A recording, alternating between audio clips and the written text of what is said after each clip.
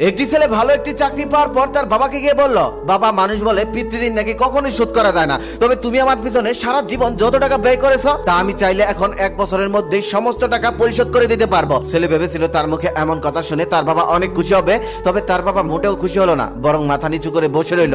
কিছুক্ষণ পর তার বাবা বলতেছে, বাবা, তোকে একটা গল্প শোনাই, শুনবি? ছেলেটি তখন মাথা নাড়িয়ে গল্প শোনার জন্য সম্মতি জানালেন। তখন তার বাবা বলতে লাগলো, জানিস, তোর বয়স যখন 4 বছর ছিল তখন আমার বেতন ছিল মাত্র 1500 টাকা। সেই 1500 টাকা দিয়ে আমি সংসার চালাতাম, অনেক কষ্টে সংসার চালিয়েছি, তবুও কখনোই কাউকে বুঝতে দেয়নি। তোকে যেদিন প্রথম প্রাইমারি স্কুলে ভর্তি করে দিলাম সেদিন রাতে তোর মা আর আমি সারা রাত ঘুমাইনি। আমরা চিন্তা করেছি আজ থেকে ছেলের লেখাপড়ার জন্য আমরা কি কি জিনিস স্যাক্রিফাইস করব। সে বছর ঈদে তোর মাকেও একটা কাপড় কিনে দিতে পারিনি, তবুও তার কোনো অভিযোগ ছিল না। সে সবসময় বলতো আমার ছেলে একদিন মানুষের মতো মানুষ হবে, আমার সমস্ত ইচ্ছে সেদিন পূরণ করে দেবে। কিন্তু দেখ, তার এই স্যাক্রিফাইসে তুই মানুষের মতো মানুষ হলি, কিন্তু সেই হতভাগীটা আজকের এই দিনটা দেখে যেতে পারলো না। একবার তোর মা অনেক অসুস্থ হয়ে পড়েছিল, সে বছর প্রতি মাসে তোর মায়ের জন্য অনেক টাকার ওষুধ লাগতো।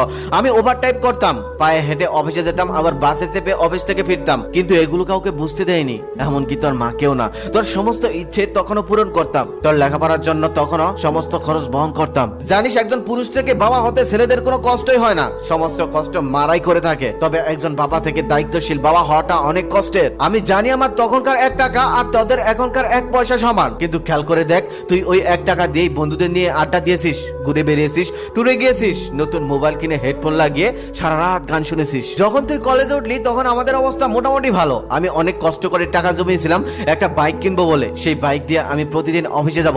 আমি অনেক স্বপ্ন দেখেছিলাম, আমি অনেক টাকাও জমিয়ে ফেলেছিলাম, সামান্য কিছু টাকা বাকি ছিল। শোরুমে গিয়ে আমার পছন্দের বাইকটাও দেখে এসেছিলাম। সেদিন রাতে আমি স্বপ্নও দেখেছিলাম আমি বাইক চালিয়ে অফিসে যাচ্ছি, কিন্তু তারপরের দিন সকালে তুই বায়না ধরলি তোকে নাকি একটা ল্যাপটপ কিনে দিতে হবে। কি করবো বাবা, আমি তো তোর কষ্ট সহ্য করতে পারি না, তাই আমার স্বপ্নটাকে সেদিন বুকের মধ্যে চাপা দিয়ে আমি তোকে ল্যাপটপ কিনে দিয়েছিলাম। তারপর আমার আর বাইক কেনা হয়নি, বাইকে চড়ে অফিসে যাওয়ার স্বপ্ন আর কখনো পূরণ হয়নি, তবুও মনে কষ্ট ছিল না, কারণ তোর স্বপ্নটা তো পূরণ করেছিলাম। আজকে তুই আমাকে সেই টাকা ফিরিয়ে দিয়ে পিতৃঋণ শোধ করতে যাচ্ছিস। দেখ, ডক্টর আমাকে মাছ মাংস খেতে নিষেধ করেছে, বাইক চালানোর শক্তি এখন আর আমার নেই। তোর মাও বেঁচে নেই যে তাকে একটা লাল শাড়ি কিনে দেবো। এখন তোর কাছ থেকে টাকা নিয়ে তোর ডক্টরের ওষুধ খাওয়া ছাড়া কোনো কাজেই লাগবে না আমার। আমি এখন টাকা ছাড়াই কল্পনার রাজ্যে স্বপ্নের হাট বসাই, সেই হাট থেকে তোর মায়ের জন্য লাল শাড়ি কিনে দেই।